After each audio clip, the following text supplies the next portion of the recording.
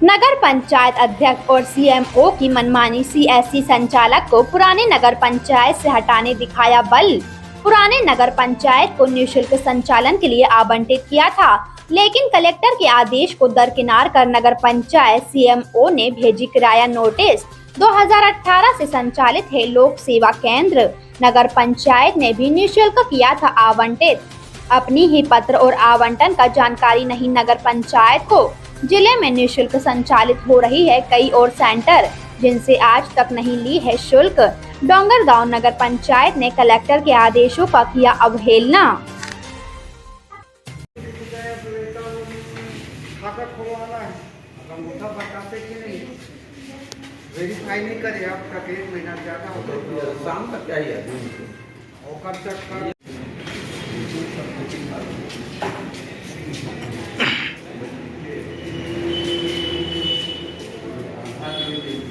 क्यों काट दिया गया? जी, मैं पंचूराम साहू पुराना नगर पंचायत डोंगरगांव में आधार संचालन का कार्य विगत 5 वर्षों से कर रहा हूं।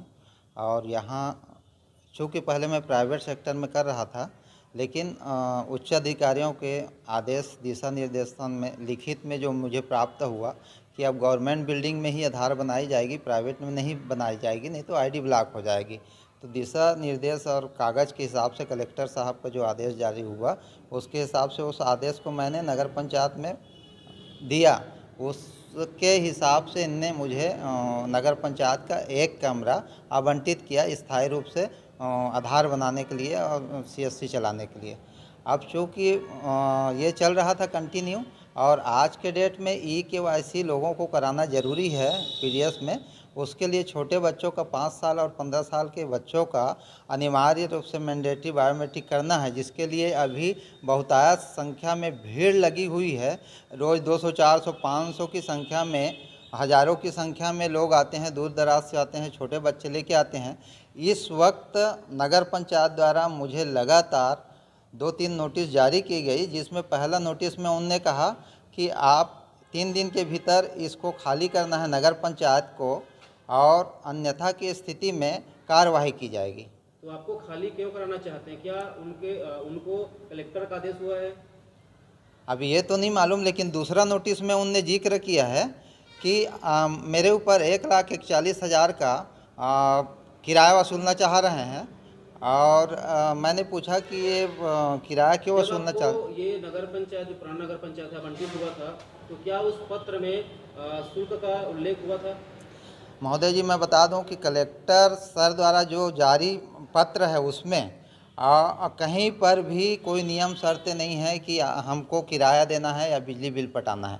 उसके अगेंस्ट में जो लेटर नगर पंचायत से मुझे मिला है, एक तो 2018 में मिला है तत्कालिक सीएमओ द्वारा, उसमें भी कहीं भी कोई माने किराया और न ही बिजली का जिक्र है, न ही इनने मेरे से कोई किराया नामा करवाया है। आपके अलावा भी राजनांदगांव जिले के कई जो जनपद पंचायत है वहाँ पे सीएससी सेंटर संचालित है, क्या उनसे भी ऐसा किराया वसूला जाता है? नहीं, अभी तक कोई सेंटर वाले ने कहीं पर भी किराया नहीं भरा है, क्योंकि ऐसा किराया का कहीं पर भी जिक्र नहीं, इसलिए देने का सवाल ही पैदा नहीं होता। कोई अभी तक नहीं दे पा रहे हैं। आगे आप क्या कार्रवाई करेंगे? है? आगे आप क्या कार्रवाई करेंगे? आगे अब सर, मेरे पास जो कलेक्टर सर का आदेश लेटर है, दो सीएमओ सर का है, उस हिसाब से जो पत्र के हिसाब से मेरे को लगता है कि नगर पंचायत ज़बरदस्ती परेशान करने की नीयत से मेरे पीछे पड़े हुए हैं।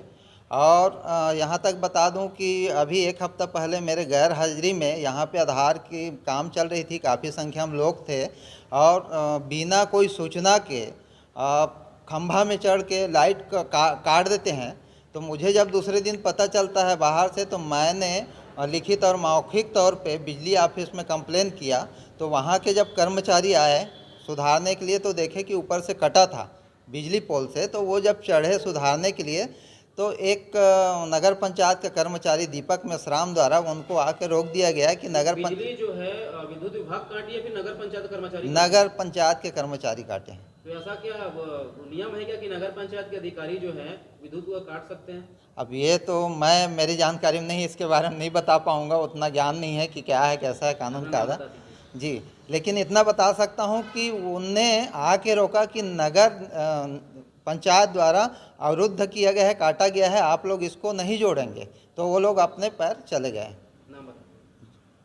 नाम बता दो। किनका? आपका नाम? मैं पंचूराम साहू, आधार संचालक पुराना नगर पंचायत डोंगरगांव। मुद्दे की बात चौरसिया सिस्टर के साथ देखते रहिए स्टार इंडिया न्यूज चैनल पर।